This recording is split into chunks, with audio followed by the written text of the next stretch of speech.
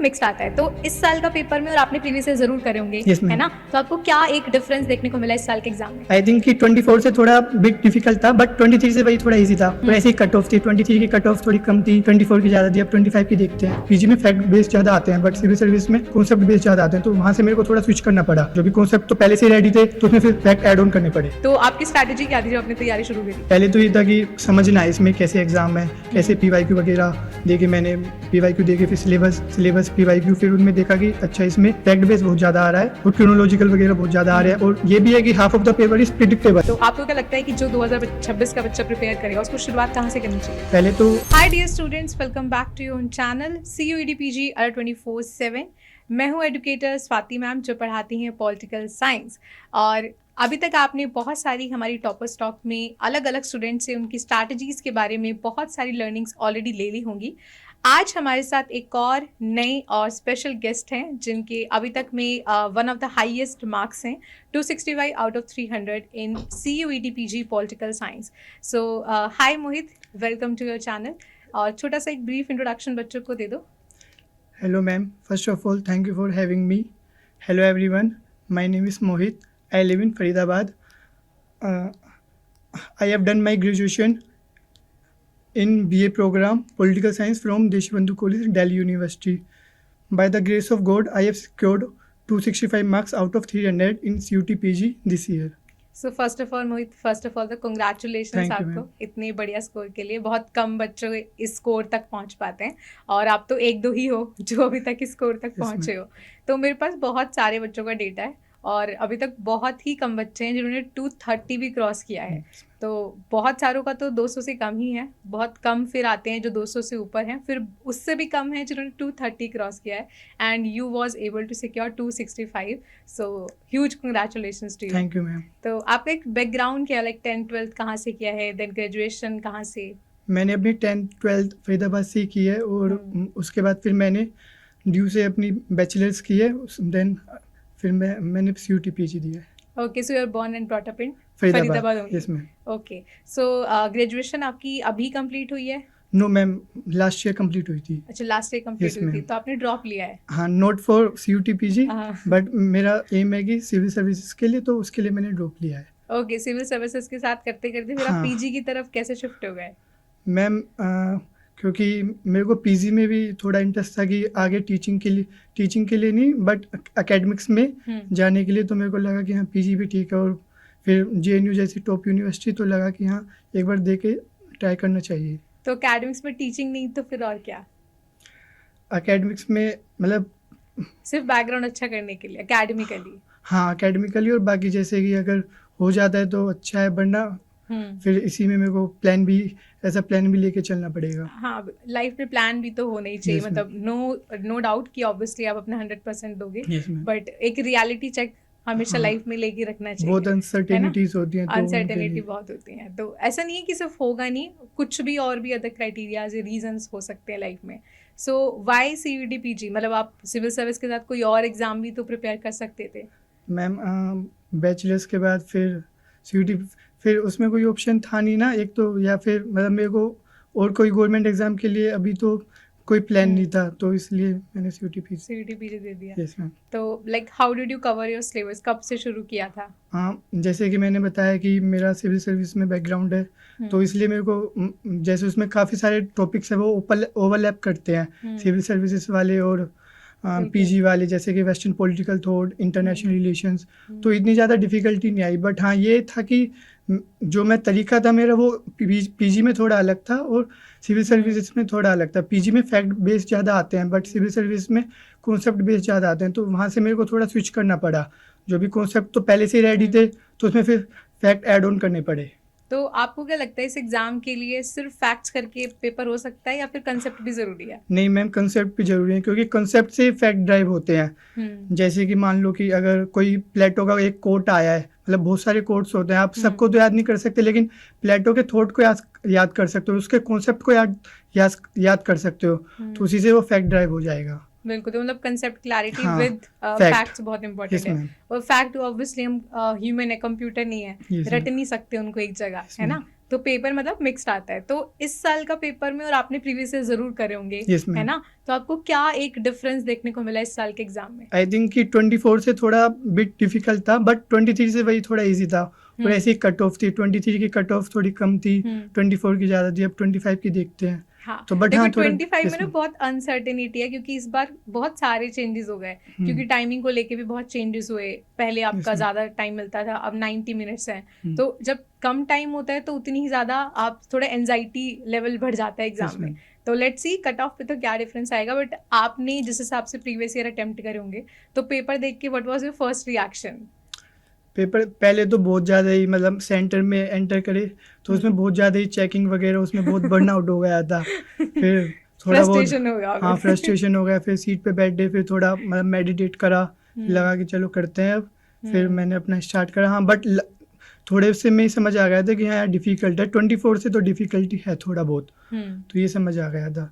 बाकी और मतलब ऐसा नहीं है सिर्फ वन रीडिंग में मैंने पूरा पेपर गो थ्रू कर लिया, मतलब सेकंड रीडिंग में भी करा। थोड़े बहुत क्वेश्चन थे जो मेरे को वन रीडिंग में बिल्कुल क्लू नहीं था, बट सेकंड रीडिंग में समझ में आया। जैसे कि एक क्वेश्चन था कि who was the which of the following is the first president elected president of Russia. तो उसमें मेरे को समझ ही नहीं आया। वैसे तो इजी क्वेश्चन है, बट मेरे को उसमें समझ ही नहीं आया क्या। फिर सेकंड रीडिंग में मैंने जब देखा तो उसमें मैंने क्लू निकाला कि इसमें रशिया लिखा पड़ा है, ना यूएसएसआर लिखा पड़ा है। रशिया लिखा पड़ा है, यूएसएसआर नहीं लिखा पड़ा है, और इसमें इलेक्टेड लिखा पड़ा है। तो फिर जो 3 ऑप्शन थे, रॉन्ग ऑप्शन थे, वो सारे कोल्ड वॉर इरा के टाइम के थे, बट एक अलग ऑप्शन था वो उसके बाद का था। तो फिर तो ऐसे जितना मुझे लगता है कि इस साल का पेपर डिफिकल्ट इस टर्म्स में कह सकते हैं कि पेपर अच्छा बनाया था, अच्छा बनाया गया पेपर था। को काफी अच्छे से सेट किया गया था, क्वेश्चंस अच्छे थे।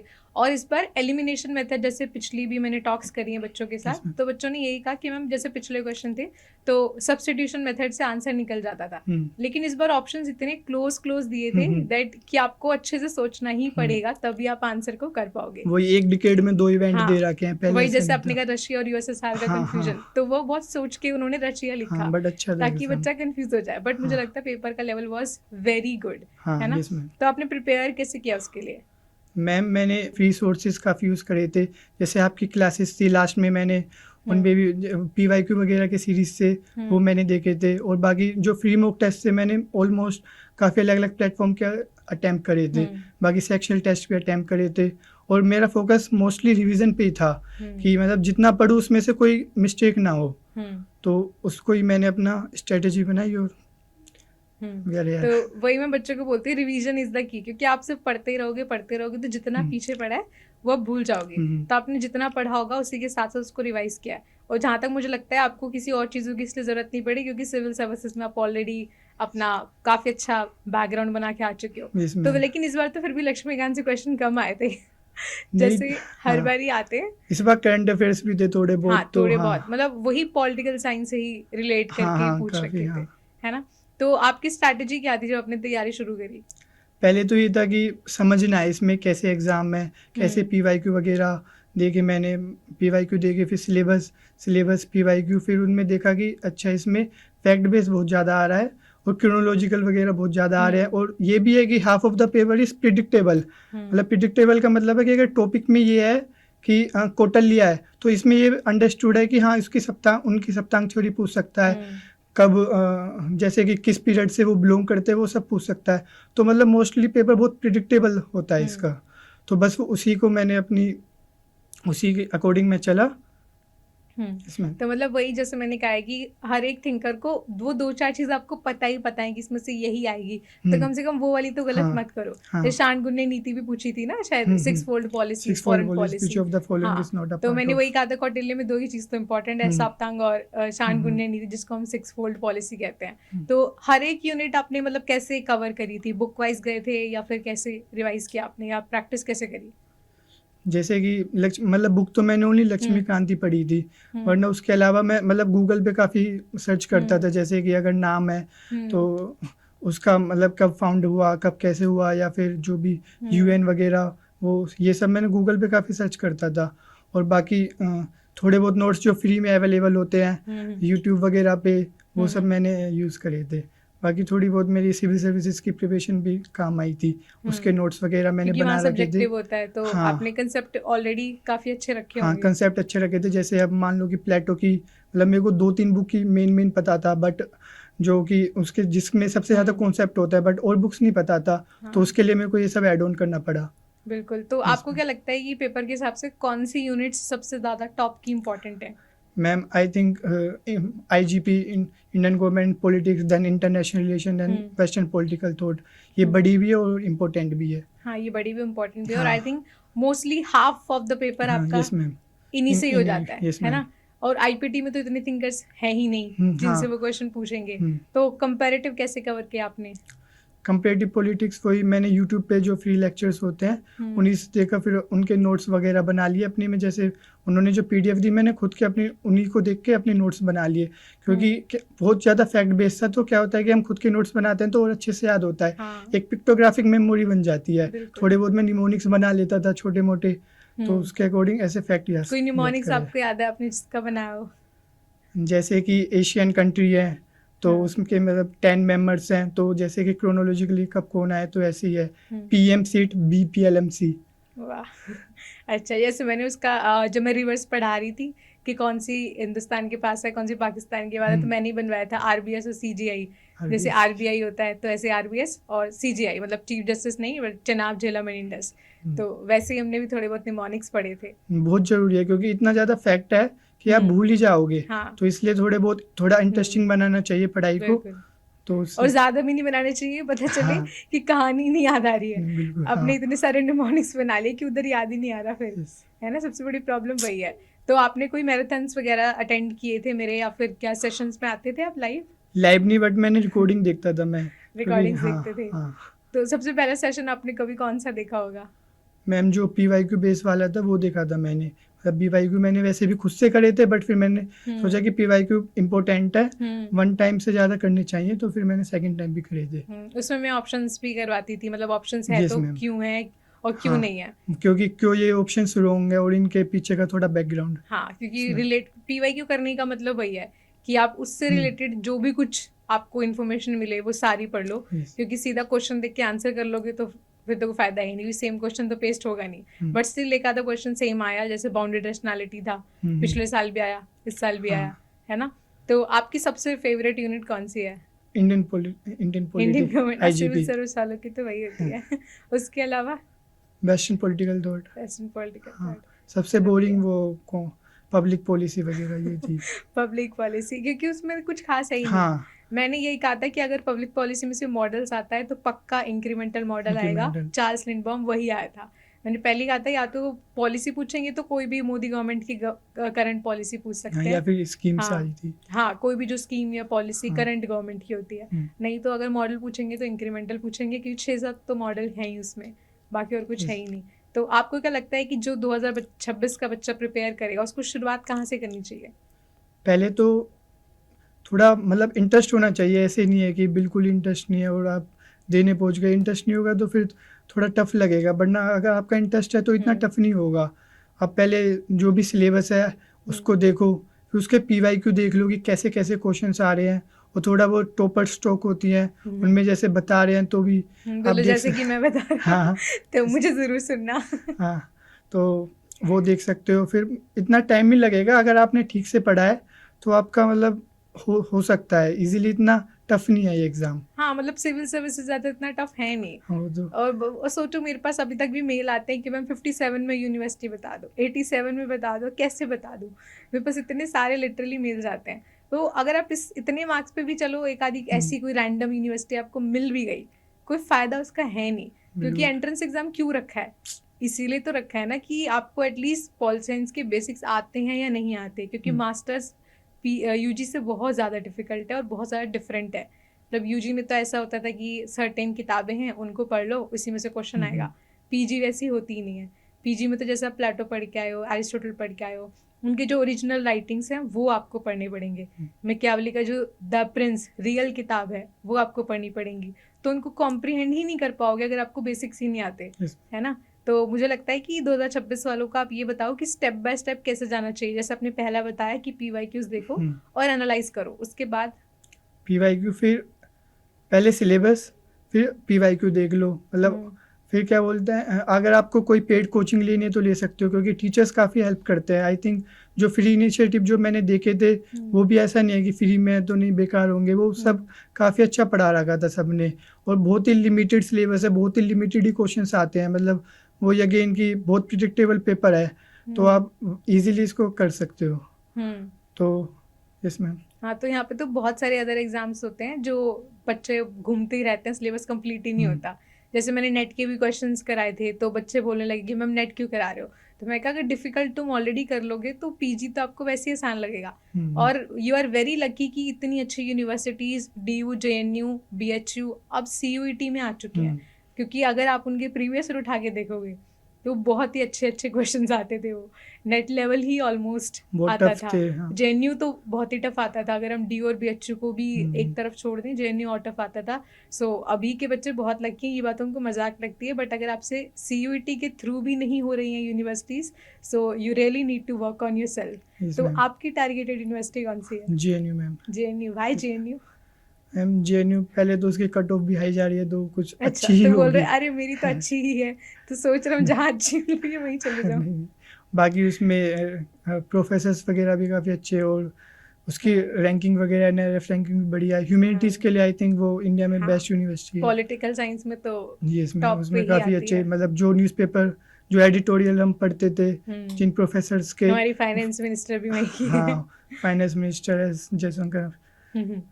तो वो, तो उसके बाद मतलब आपको क्या लगता है कि DU और BHU क्यों नहीं, सिर्फ JNU क्यों? मतलब DU BHU में भी तो अच्छे प्रोफेसर होते हैं।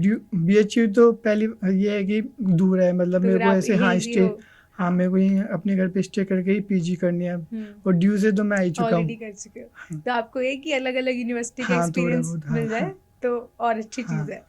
तो आप एक लास्ट एक रोड मैप क्या देना चाहोगे कि आपने कितने समय लगाया, या फिर एक दिन में आप कितना घंटे पढ़ते थे? मैंने मैम मोस्टली जैसे कि मैंने पहले से भी मेरे को याद वगैरह कर रखा था, बस रिवाइज करना था, थोड़ा वही ऐड ऑन करना था, तो इसलिए मैंने ज़्यादा टाइम नहीं लिया। अप्रोक्स 1 मंथ मैंने लिए थे, तो उसमें फिर मैंने बस वही रिवाइज करा था, मोस्टली रिवाइज करा था, और मॉक टेस्ट लगाए थे। तो मॉक टेस्ट कितने लगाए? I think ma'am approx 15 mock test लगाए थे, 10-15 मॉक। तो मतलब mock test is very very हाँ यस मैम, बट उनमें जो एनालाइज करना भी उतना ही इम्पोर्टेंट है। जो भी गलत कर रहे हो आप, जो भी गलत हो रहा है उसको आप नोट डाउन कर लो कि क्या गलत हुआ है, फिर उसको रिवाइज करो।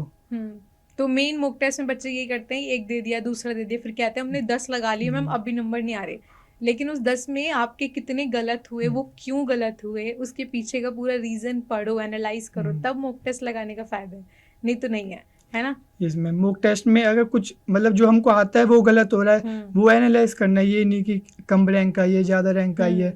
ऑनलाइन मॉक में तो बच्चे चीटिंग भी करते हैं। हाँ ऑब्वियसली, क्योंकि वो उनको मजा आता है, वो आती है रैंक आती है, टॉप 10 आती है, 10 में आती है। हालांकि आपको कोई नहीं जानता है, आप अगर फर्स्ट पे भी आ रहे हो, किसी दूसरे बच्चे को नहीं पता आप कोई 90 मिनट का पेपर 40 मिनट में कर देता है।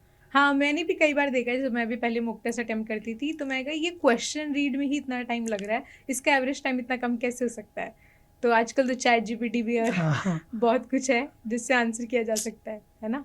तो मुझे लगता है JNU तो आपका खैर कंफर्म है। तो JNU में भी क्या PISM IRM किस में जाना है? PISM मैम, क्योंकि वो थोड़ा सिमिलर सिविल सर्विसेज से भी सिमिलर है, और उसका मैंने सिलेबस भी देखा था सेमेस्टर का, तो बहुत फैमिलियर था, मतलब वही कि जो CUT PG का भी था वही फैमिलियर बहुत था।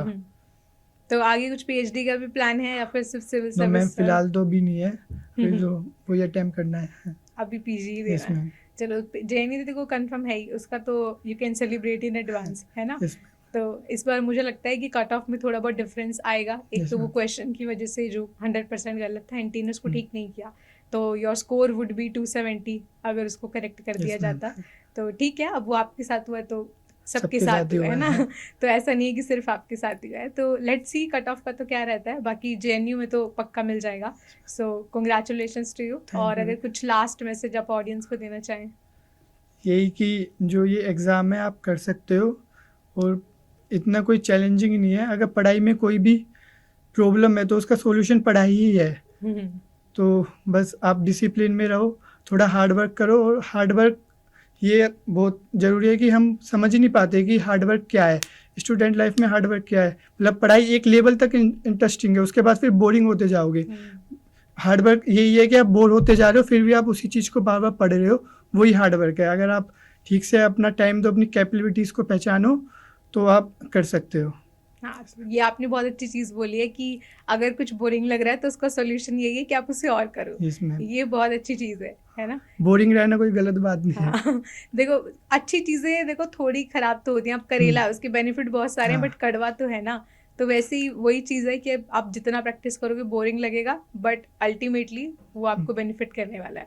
Then you can chill JNU में जाके, then other students will be wondering कि अब कहाँ एडमिशन लें, है ना? हाँ। तो वही जो आपने हार्ड वर्क पहले किया होगा it will pay you, yes है ना? मैम। तो मुझे लगता है आज के लिए बहुत सारी स्ट्रैटेजी आपने ऑलरेडी बच्चों के साथ शेयर कर दी हैं। एंड सबसे पहले तो कॉन्ग्रेचुलेशन, एडमिशन थैंक्स तो हो फॉर ही द जाएगा, अगेन। खैर बताना सबसे पहले एडमिशन होती। And thank you so much everyone इस पॉडकास्ट को देखने के लिए। आई होप सो कि मोहित की स्ट्रैटेजीज से और उनका जो एक्सपीरियंस रहा है उससे आप सभी को जो नेक्स्ट बैचेस आने वाले अपकमिंग सबको बहुत ज़्यादा हेल्प हो। और तब तक के लिए वीडियो को शेयर करिएगा अपने फ्रेंड्स के साथ। And all the very best to Mohit as well and आप सभी को भी। Thank you.